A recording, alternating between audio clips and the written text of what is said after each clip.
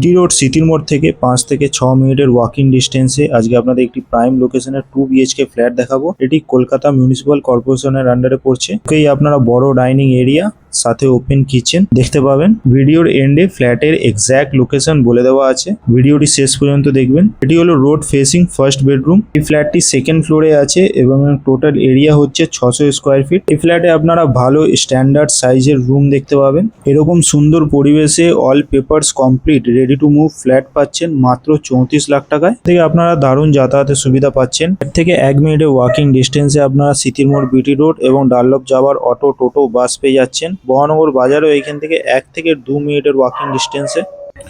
এটি হলো common washroom. কেএমসির আন্ডারে থাকায় এখানে আপনারা টালার জল পাচ্ছেন।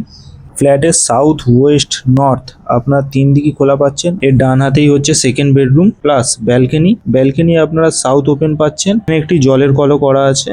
সেকেন্ড বেডরুমে আপনারা একটি বাঙ্কারও দেখতে পাবেন। দুটো বেডরুমেই আপনাদের এসির পয়েন্ট করা আছে।